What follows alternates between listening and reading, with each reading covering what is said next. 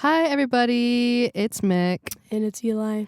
And we had the pleasure of doing press for Momma's show at Thalia Hall on Tuesday, the 20th. Yes. And it was a great time. And we want to cover the event. With the pleasure of working with Thalia Hall, obtaining some passes for UIC radio members, and we were lucky enough to go to this event because of that. So that's great. A little background on Momma. They're like a classic indie rock band, I would say. They're from Calabasas, California. And it was formed by like Etta Friedman and Allegra Weingarten. I hope I'm saying that right. Sounds right. Who've been friends since meeting each other in school when they were young. And they have been working on music together, and then all of a sudden Polyvinyl kind of emailed them randomly, and they signed under them and released, I think, 2 records under them. Their first single that broke out was called Double Dare on their sophomore album, and I remember listening to that song for the first time at a friend of a friend's like school event where she was doing covers with her band. She was the bassist, and they played Double Dare, and it was so good. I went with my best friend Lloyd, and we both added the song to our playlist. And then I kind of kept up with them after that. In 2022, they released Household Name, which is probably my favorite album of theirs. And some hits from that were Medicine and Speeding 72. I would say it's the kind of tunes that you'd play in the car in high school with the windows down, like driving with your friends. That's the kind of energy it gives off. It's very nostalgic. I would say their newest album is even more nostalgic. That album is called Welcome to My Blue Sky. It was actually released a few months ago in 2025. And that one's getting much more critical acclaim than any of their other albums. They actually went on, I think it was the Late Night Show, and performed that I Want You Fever, I think one other song live, which was huge. That was the first time they've ever played on TV. So that's awesome. And yeah, the I Want You Fever song is getting a lot of critical acclaim. I think it's on 93.9 XRT and being written about on many articles. But yeah, my personal favorite is Household Name. And yeah, so we had the pleasure of going to this event. And so first Wishy opened. Yeah. Mm-hmm. Yeah. I feel like I've heard of them like before I actually went to the concert, but I could be making that up. I really liked their live music. I thought that was really fun. Mm-hmm. But their music was really fun. They had many more members than I thought they would. They had a tambourine involved, which was great. They sounded very similar to Momma. Yeah. One of the, I forgot which one, said that Wishy was actually their favorite brand, and you could definitely tell the inspiration. Yeah. For their music from Wishy. But how cool that they get to open, that their favorite band is opening for them, you know? They're very chill, though. The crowd was very chill as well. No one was dancing. Yeah. Which was kind of sad. Unfortunately, no one was dancing, especially for the opener, but even for Momma, there's only this kind of crowd, like tiny crowd in the front middle that was jumping throughout the whole time. They were kind of the mega fans, which was awesome. And then there were adults, like grown-up. I know we're adults, but like, you know, grown-ups. They were on the side. In Thalia Hall, there's like little balconies, and there were people up there really going crazy. You can tell they've had a few drinks in, but you know, they were having a grand old time. Taking selfies, videos, dancing around. We assumed that they were their parents maybe, but they looked to be like in their 50s, and they were really into this music. And we realized that their fan demographic is much older than we thought. Yeah. I thought well, I know that you thought that they were going to be like a lot of people younger than us, Mm-hmm. but that was definitely not the case. I'm sure there were like parents there and stuff like that, but like, yeah, that one group up in the balconies,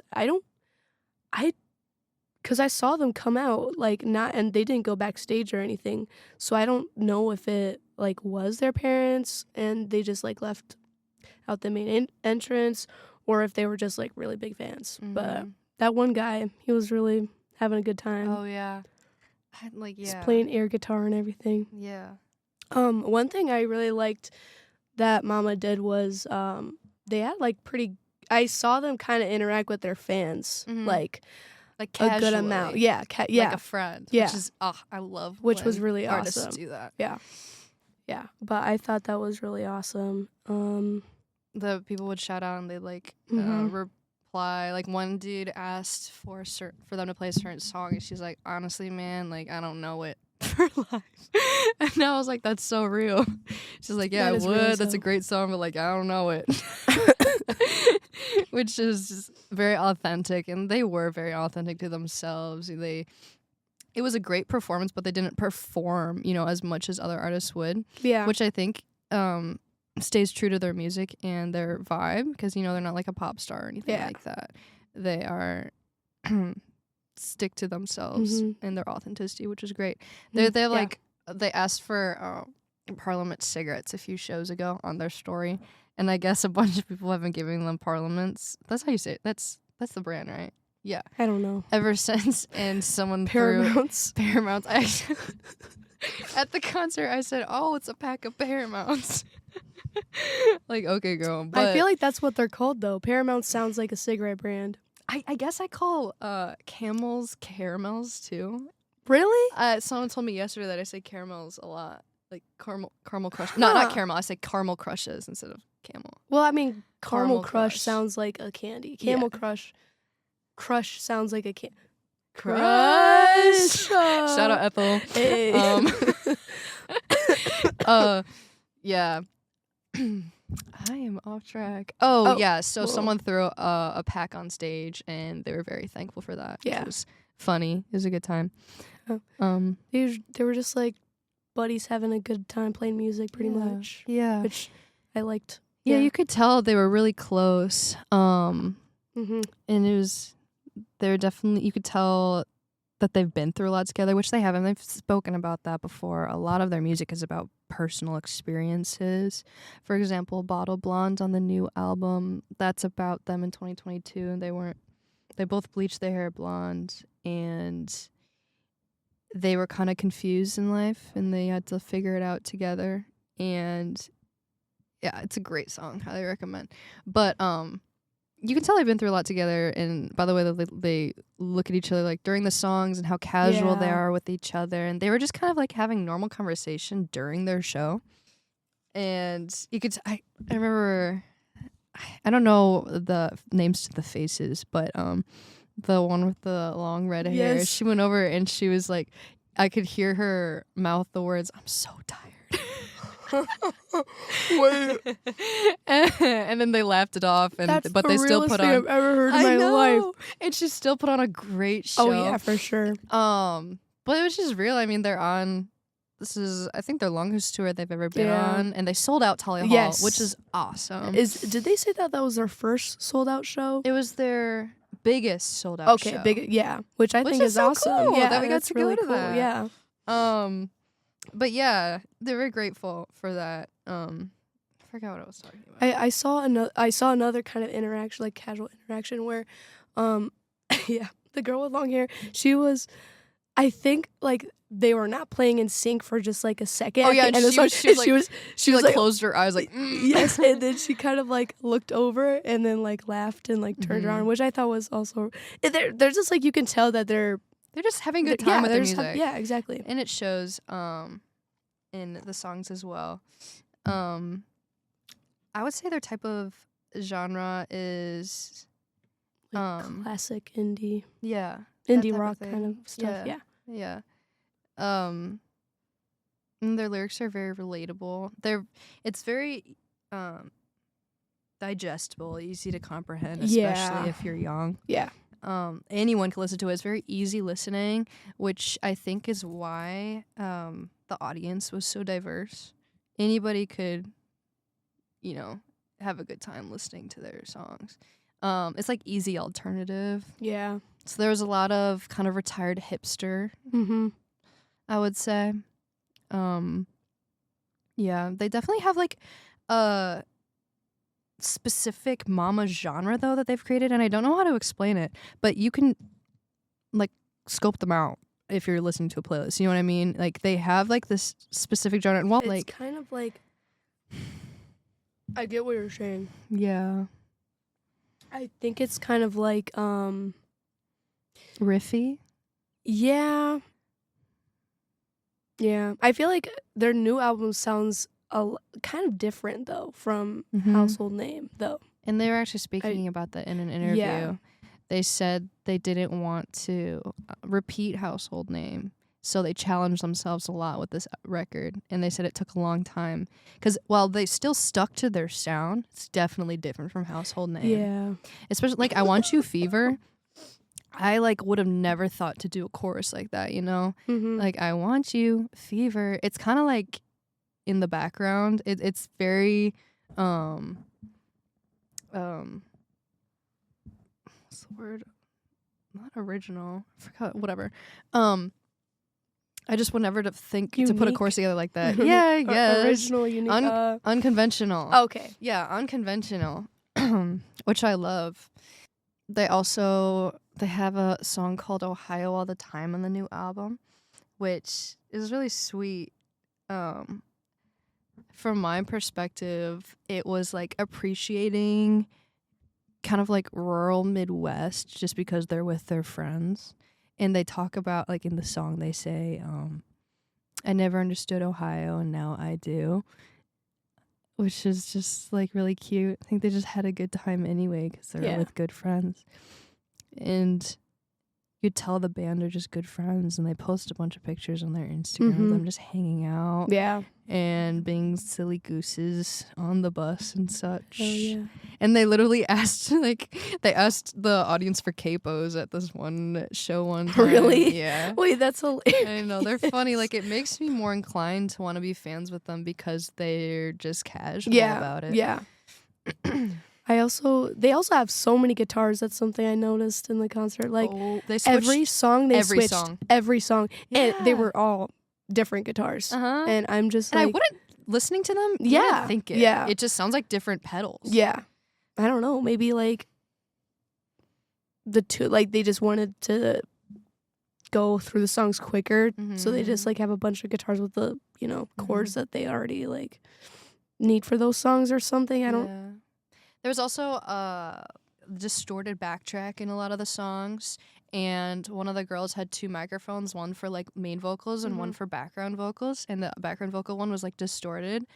Like I think it's Ohio All the Time. One song on the new album, it's like she's like but it's all distorted and it sounds like but it was really cool. She would she would be in the other microphone doing that, and it's cool that they did those vocals live rather than just having a backtrack for them.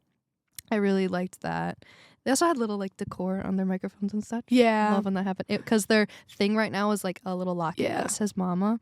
It's actually part of their merch, and it's the background. It's like the visual behind them during their concert. It's a little locket, and they had like a giant cardboard locket on their microphones. I liked it. And in the back on some of the amps, they also had like a little, like the same. The heart locket. Yeah. Which I thought was pretty cool.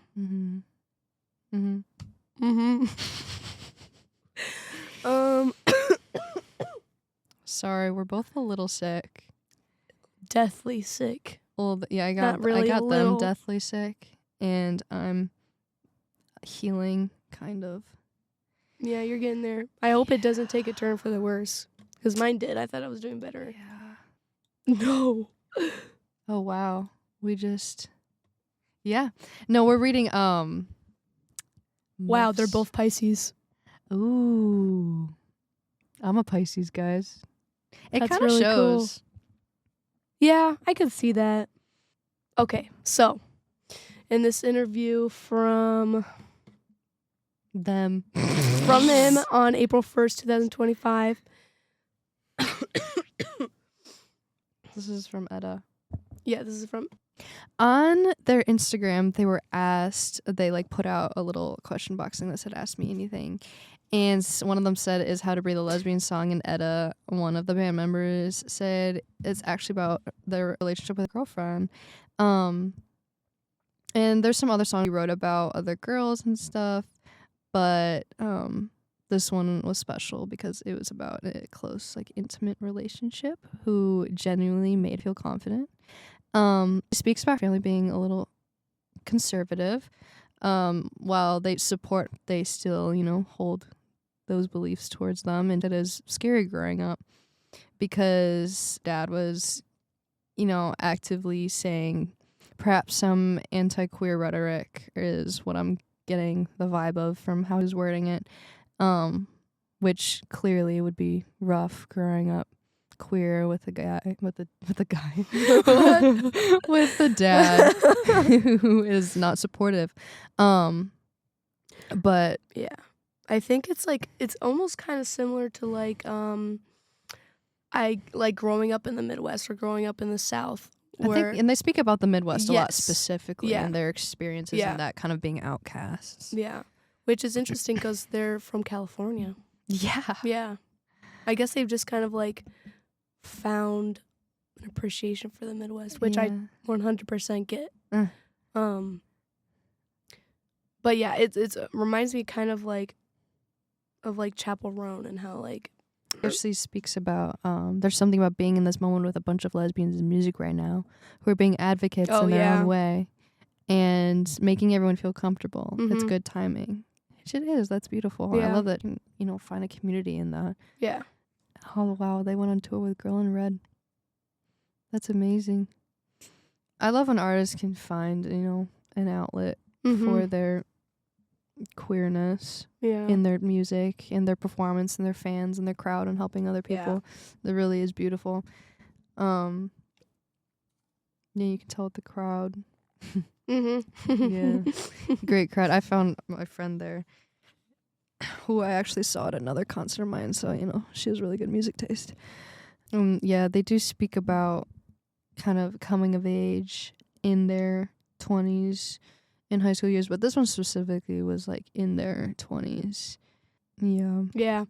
I also saw in this other interview that they worked on a lot of writing together with this new album, but they still kind of found a place for them to write about their own experiences. Because about 6 out of the 12 tracks on the new album are solo tracks, which I think is interesting. But I like how they split it evenly. They have 6 songs that they wrote together and then 3 each or 6 songs that is about only one of them. Yeah. And there's a lot of duality according to this interview as well, because it says that Edda was able to fall in love and be in a really loving relationship. On the other hand, Allegra got kind of dumped. So not kind of, she got dumped. So it's just kind of there's a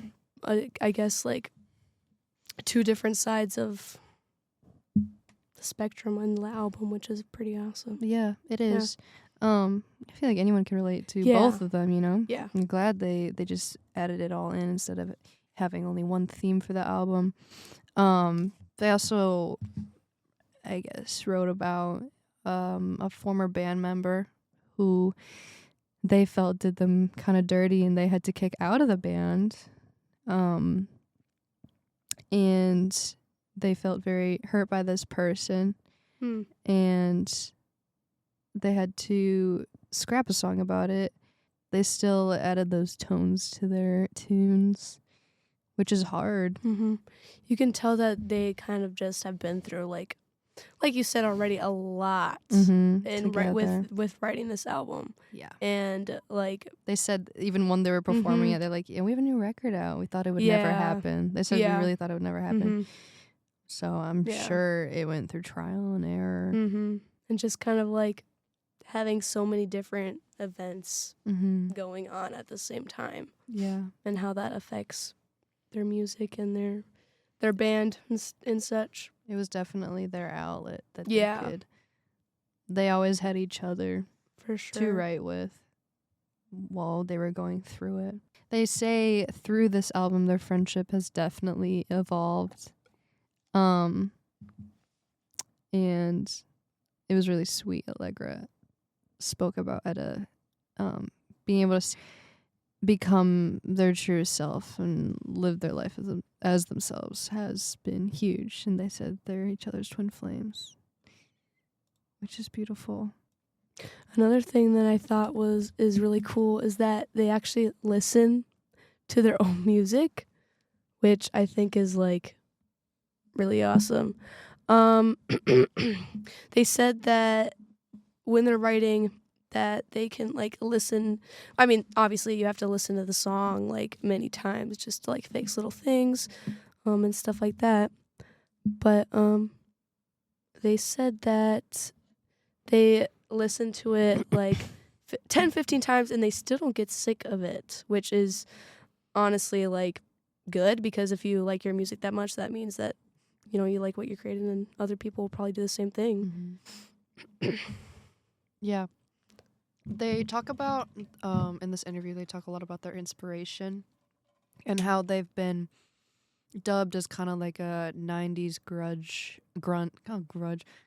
adjacent band, which kind of upsets them a bit because they feel like they have their own style. And as I spoke about before, I fully agree.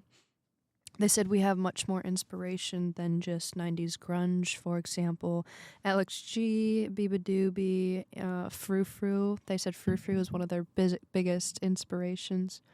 And Speedy Ortiz, which is really cool. And you can tell they mix a lot of genres together.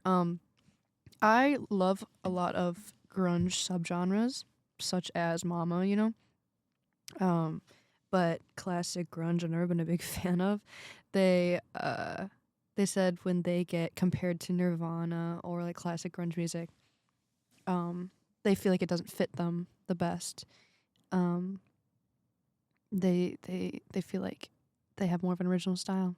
Yeah, I think it's really interesting that Biba Doobie is like an influence for them. Like, I just would not have expected that. I don't know. I feel like I feel like maybe their fan bases could be similar. I don't know if that's accurate or not. It's just a feeling. I don't know. But I think that's really cool that like some like older bands and then also like newer artists have influenced them. It's really cool. Influence. They said they were also part of the LA scene growing up. When a lot of smaller artists were gaining recognition in the garage, the DIY community, such as Current Joys, as everyone knows, Surf Curse, Girl Pool, kind of the height of Burger Records. And they grew up around a lot of that loud garage rock, which mostly the scene, not so much the genre, influenced them and their evolution to music writing and producing, which I feel like it did influence their genre a bit. You definitely get a little bit of a garage rock type of vibe, it feels like a DIY show, even though you're in a professional venue. At least their energy definitely gives that. Yeah. I sorry. Okay. As we kind of like talked about before, they're becoming a lot more popular as they performed the late night show and stuff like that. How they feel about kind of their, I guess, like their popularity increasing. That doesn't make any sense, but I'll stick with it. Okay, but it's not like, I don't know. Popularity increasing. That's true. But they said that they would think that it is really sick, and they don't expect to kind of have a Phoebe Bridgers level household name. I think they can get there though. I think they 100% can. At least in in the radio community, I brought up seeing Yeah. Momma with a bunch of people, and they're like, "Oh my Yeah. god, that's so awesome!" And Yeah. I literally a few months like before they really this new album came out, I spoke about Momma with a few people, and not a lot of people knew, and now they do. Yeah. It was cool seeing the evolution. Yeah. But yeah, and I know we're in radio, and I know people are more up to date with the newest indie albums, but still, like, more people are getting to know their name, which is really cool. Yeah, it is really cool. And I feel like it's definitely like they're the right people to be giving that to as well. Like, I think that they just seem really genuine people with, you know, some really great art. Yeah. Yeah. Love for their art, a love for their music. All right, well, that's the end of our 30 minutes. Yes. Evil laugh. Thank you so much for listening. We are so grateful and thankful to have been able to go to this event. Thank you, Thalia Hall, for allowing us to do this. It was a great show. It My was. favorite venue. And we had a pleasure. Yeah, I had a great time. I really did. I love dancing around and stuff like that. Oh, yeah. We were dancing the whole time. Yes. Especially Speeding 72. I think that's my favorite. I don't know about you. And yeah, that was their closing song during their encore, and we were going crazy. It was awesome. I really liked the beginning of the whole show was great, but the beginning of their show is also really, like, I feel like a lot of, like, they really got the energy up, which I appreciated. Yeah, they had a good set list to keep people going. Yeah, they did, for sure. Well, thanks for listening. Thank you. Bye.